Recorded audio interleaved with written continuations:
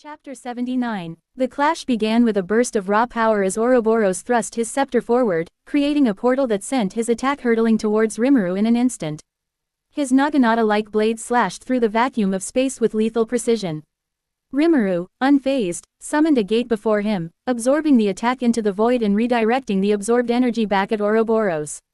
Ouroboros dodged effortlessly, vanishing and reappearing behind Rimuru. As he slashed with his scepter, two large snakes emerged from his body, flanking Rimuru and surrounding him. Their fangs dripped with venom potent enough to harm even Rimuru. Rimuru, staring at the snakes, swung his sword Rakshasa, slicing the serpents and corroding their remains with the gluttonous magic embedded in the blade. Opening multiple gates around Ouroboros, Rimuru unleashed a barrage of every type of magic he could command, firing from all directions. Ouroboros raised his scepter, which emitted a dark gleam, and a barrier materialized, blocking the onslaught. Most of Rimuru's magic could not harm him, but a sudden icy encasement on his left arm made him frown. Crushing the ice, he noticed his arm was frostbitten. Disappearing again, Ouroboros fired multiple shots as he kept moving, each one aimed precisely at Rimuru. Rimuru clicked his tongue. This has never happened before, he thought. There had been times he felt overwhelmed and times he could easily overpower someone, but never had he faced someone so annoyingly slippery. Ouroboros was, as expected, a master of space, a being who could create portals to different universes, similar to Rimuru's own abilities but seemingly more proficient. The battle showcased Ouroboros' superior skill in manipulating space.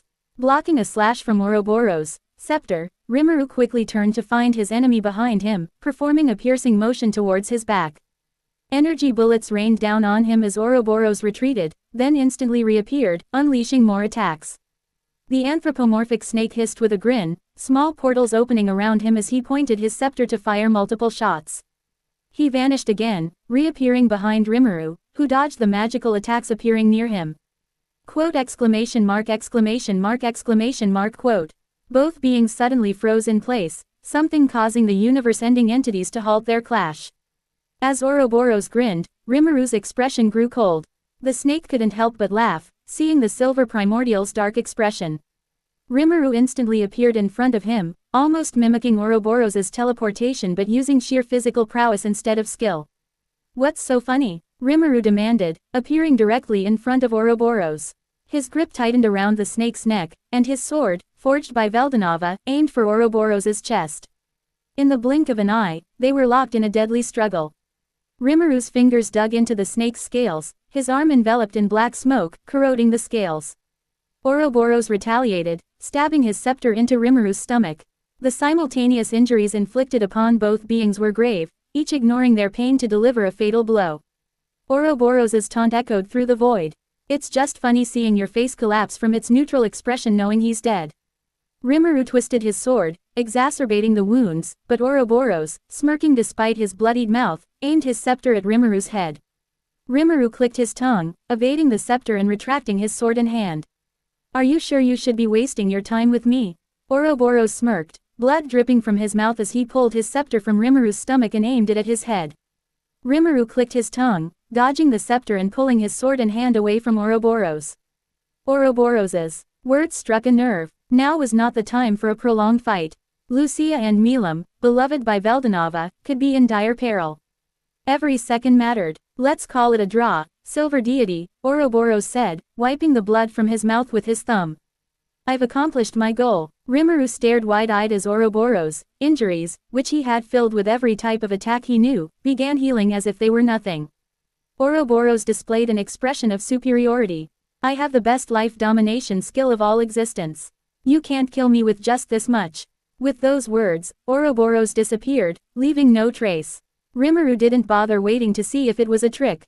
As the gate emerged, he passed through it to the cardinal world, his mind focused on saving Lucia and Milam.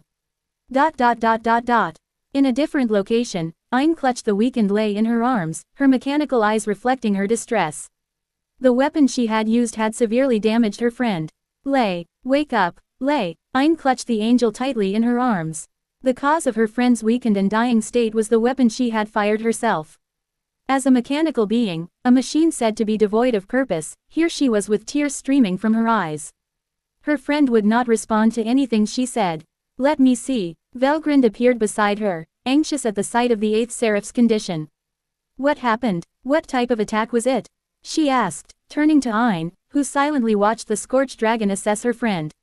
Knowing the urgency, Ein began to explain as quickly as she could. She got hit by a core-destroying weapon developed by Lilith. I fired the attack at the enemy when Velgrind gestured for her to stop. Gritting her teeth, Velgrind saw the extent of the damage. Even someone like her couldn't restore a damaged soul of this level.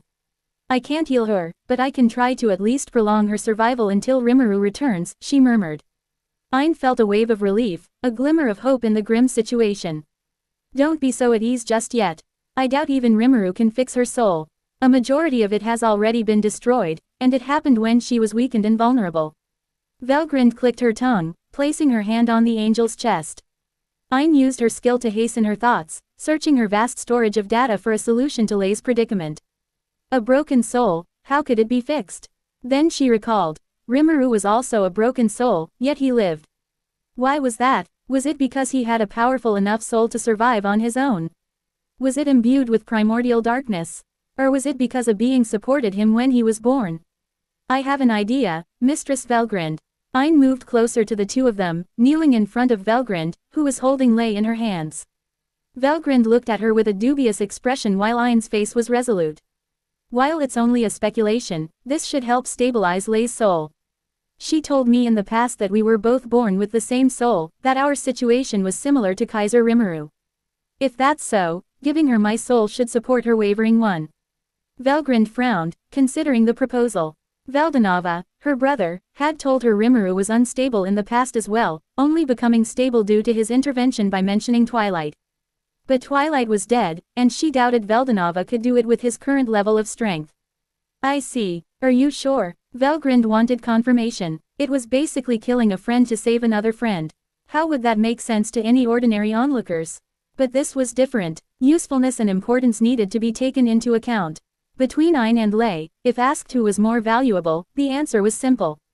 Rimuru's twin sister, the 8th Seraph Lei, would be the only correct answer. It was my fault. I am only returning to where I belong. Ein smiled as she caressed Lei's head. She held out her hand and pierced her own chest. Electricity and static shocks flickered from her body. The hole she made revealed her machinery, confirming her nature as an ex machina. I'll leave the rest to you, mistress. With a static voice, Ein lost her life. A small, faintly yellow soul floated out of her body and eventually landed on Lei's chest, where the gaping hole once was. Velgrind saw that Lei's soul somewhat stabilized, though not fully, and sighed in relief. Unnoticed by everyone, an announcement appeared over Lei's head. Notice: Peerless machine integrated into King of Compassion Castiel, evolving into the ultimate skill, King of Thought Métis confirmed. Velgrind held the angel in her arms, guarding her to ensure no enemy would suddenly come and endanger her life. Then she felt something was wrong. She turned her head in a certain direction, even though looking there revealed nothing. Meanwhile, the battlefield was rife with chaos. Apophis, reveling in the conflict, taunted Zejin, Agni, and Testarossa. Aren't you going to kill me? Have you said your prayers for this betrayal, Quetzalcoatl? He glanced at his brother, barely alive. I hope you've said your prayers for this betrayal, Quetzalcoatl. He stared at his brother, lying on the ground near the black demon, barely alive with both arms missing. Kufufufu, to think we would have the same idea of using a pawn to backstab the enemy. Diablo laughed as he saw Jahil flying in space, attempting to escape the sadistic and playful duo of Ultima and Carrera. I can't underestimate you snakes. Kufufufu, betrayal is not acceptable. Jahil will have to be thoroughly punished after this. Yeah, no thanks. Jahil sweated, feeling Diablo's wrath. Not only his, but the Demonis's rage as well, as they struggled to survive. Good thing I came to save you then. A figure appeared from a portal, with multiple pairs of eyes on his face. A barrier was placed, and attacks of ice and flames targeted the demonesses. It's time. He grabbed Jahil, and the two of them went through the portal. Don't think we'll let you. Carrera shouted, dashing toward the portal. A dark shadow cloaked the portal, swinging a large scythe at her. Dodging the attack, she was then met with a barrage of magic. Two beings rode a stag and a silver bony horse. One was dressed in regal, almost royal clothing, while the other wore a tattered and worn-out physical shadow. With these two guarding the portal, they managed to let Jahil escape as they entered the portal before it closed. Oh, can't finish anything today, can I? Apophis sighed, running toward Diablo with chaos energy filling his arm. As his body neared Diablo, the black demon prepared to counter with a laugh. Kufufufu, I would have preferred to merely watch. As they passed by each other, Diablo turned to see Apophis slam his fist into the prone Quetzalcoatl. His body melted and was devoured by the chaos energy. Can't leave traitors in enemy hands. With those words, he jumped backward into a portal that appeared behind him. Hey, he got away. Ultima complained as she arrived near Diablo. You could have done something, at least. She huffed, placing her hands on her waist. Kufufufu, I do not like needless action. He would still have escaped even if I attempted something, Diablo replied with a smile. As everyone began to gather, they saw Velgrind approaching with Lei in her arms. Hold her for me. With those words, Velgrind left the citadel. Toru's face contorted into a wide, almost psychotic grin. He sensed the death of a fragment holder, the wife of the creator. Ignoring the others, he ran towards the scene, where he found the two lovers lying on the ground, holding hands. He quickly grabbed Lucia's body, analyzing her. I can't see it, Mirth muttered, changing form to Loomis for a better look. The soul itself is still there, but the fragment. He tossed the body down onto Veldanava's. Gritting his teeth, Agar took over. Where the fuck is it? He shouted, his energy leaking and destroying the remaining ruins of the area. Calm down everyone. Guardian, calm down. We almost got a high-quality dish. Morn, this is bullshit. Where is it? Mirth, if she doesn't have it, it can only mean one thing. Loomis. Agar, clenching his fist in anger, suddenly turned his head, scanning the group in the direction he sensed the fragment. He spotted Lendis and Femina carrying a boss, Milam, and a tiny dragon. Dragon, it's in the tiny dragon, he exclaimed, jumping and using Asterion to arrive as fast as possible. He found them a few kilometers from the city, their exhausted bodies fleeing while fighting off remaining enemies. His smile widened. Gotcha. He took out Gungar and fired at Femina, who was holding Milam and the baby dragon. The spear flew through the air, but just as it was about to make contact, it stopped in place. The group halted, feeling the force of the spear. Turning their heads, they saw the person who stopped the attack, short silver hair, a heavy dark aura seeping out of his body. Rimuru-sama, one of them said, their voice tinged with relief.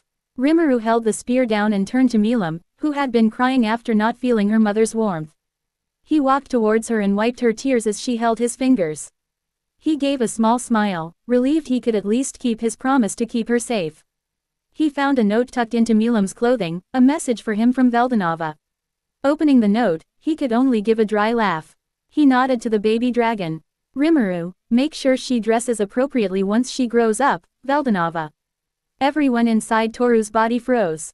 They stopped every movement, from blinking to breathing, wishing they could stop their loud heartbeat as well. It was Rimuru, the silver primordial, the silver god, overseer of the multiverse, personally coming to save the creator's daughter. Shit, Agar, what should we do? That stupid snake promised we'd get God Rimuru's soul after he defeats him. Why is he here? For now, stay calm and don't move. Loomis. Well, not like we can actually do anything even if we move. Mirth. I'll have Asterion and Chara ready if he tries something. Guardian. Can't we just apologize? I mean, we can't beat him. Let's just give up. Morn. We should all just attack him and die together. Void. The moment he moves towards us, we have no choice but to fight. Agar. He readied their weapons, from the two swords to ball engraved in his right arm, to the mystic amulet, and guns in their arsenal. Rimuru finally moved away from the group and faced Toru. As everyone inside Toru panicked, they carefully watched Rimuru, taking out all their weapons and summons as fast as they could, their main plan being escape. As Rimuru took his first step, he disappeared from Agar's vision. Wah! Where did he? Suddenly, he felt himself thrown off the ground, a sharp pain in his stomach. Processing what happened, he realized Rimuru had stabbed him with Gungar, sending both of them flying. Agar, using both swords, swung at Rimuru, who barely moved to dodge each attack. Rimuru grabbed the spear's hilt and swung it sideways, inflicting a massive injury. Gah! Ha! This is... Agar panted, holding his side, trying to heal himself. Asterion, Chara, buy some time. Halak, protect the body. Guardian. Agar's body morphed to Loomis. Though the appearance changed, the injury remained. Loomis frowned, blood leaking from his mouth. Rock, get me out of here. He jumped as high as he could, a large bird coming to fly them away. From above, he saw Astarion hanging from Gungar, motionless. He gritted his teeth. Summons are useless, they'll just die. He shouted. Holding his right hand with the katana and the engraved ball, he pointed it at Rimuru. Alzalam Bararak. Dark lightning passed through his sword as he swung it towards Rimuru. He then raised his left arm with another sword. Bankai. Danyoku Karyudo no Ya Junrei. Beasts appeared near Rimuru, chains binding his body while beasts attacked. The sword transformed into a large bow. Hattie, Skull, lend me your power. The two hounds appeared beside him, standing atop rock, fire and ice accumulating into the arrow. Frostfire shot. He released the arrow, the surrounding area alternating between scorching heat and freezing cold. Rimuru, bound by chains and beasts, snapped his fingers. The beasts exploded, the chains broke, and a gate appeared, receiving the attack and returning it to Loomis. Rock, dodge it, he shouted. The large bird moved aside as the arrow passed by, but they didn't notice Rimuru standing beside them. Rimuru, still holding Gungar, stabbed Loomis in the chest, making him drop onto Rock's back, the spear going through both. They fell to the ground. Guardian took over as Loomis was out of commission, using swords to slash at Rimuru, who barely received any injuries. Mirth used their ability of mitosis to create another Toru, grabbing guns and firing at Rimuru. A step back revealed another Rimuru behind him, slashing him with a sword. Rimuru punched Guardian in the face, dropping him to the ground. Vulpecula. Several Taurus ran in all directions, each a different form. Loomis, Agar, Mirth, Morn, Void, with different colored hair. There were at least 100, most being illusions. Rimuru calmly watched them, hunting the small fox and eliminating it. Then the illusions began dissipating. His parallel existence nearby began hunting the other bodies. He ran towards Agar, barely able to run, and with a solid punch to the face, dropped him to the ground. Shit. Agar wiped the blood from his mouth. Adapt, Ghouls Kagun. With his shout, a sort of tendrils appeared on his spine, covering both of his arms and turning them into large blades. Rimuru merely dodged his attacks apathetically, with no form whatsoever. Agar was beaten after slicing him in half. Gluttony. He absorbed Agar, making the others flee with more vigor. Rimuru-sama. A vision appeared after Agar's death. A red-haired Kijin shouted his name. Rimuru blocked an attack from a black-haired individual with hollow eyes. Die, die, die. Void kept attacking Rimuru with aura-filled twin axes, but it was futile. Rimuru severed Void's arms before decapitating him. Gluttony. Kufufufu, Rimuru-sama. Another vision. Diablo, bloodied, smiled. This is impossible, shit, shit. Mirth rode Chara with Hattie and Skull as guards. He kept throwing paper bombs behind him as a distraction. A large earth spike impaled Chara, and Mirth fell, seeing Rimuru approach with the hounds growling. Haha, you two stand down. It's a waste of F. At his words, he turns to his loyal hounds to see them lifeless, shredded by an unknown force done by Rimuru. Rimuru passed the hounds' bodies and pointed his hand at the dazed Mirth. Gluttony. Sensei. A vision of Chloe in a uniform appeared. Morn wept on the ground, witnessing 3 of her own die. Rimuru approached her. She closed her eyes, waiting for the end. Gluttony. Rimuru Hinata appeared, with her usual stern gaze. God Rimuru. Loomis shouted, firing a futuristic cannon. Take this. Divine cannon. The blast destroyed everything in its path, but Rimuru remained unscathed. Loomis panted, gripping a mystic amulet, trying to stop Rimuru. Stop. But Rimuru kept moving, passing out from exhaustion without seeing his demise. Gluttony. Master a voice similar to the world's voice. Rimuru held Guardian by the neck, choking him. Halak, the shadow cloak, tried to protect its host, but each punch passed through, hitting the body. Eventually leading to the shadow's own demise.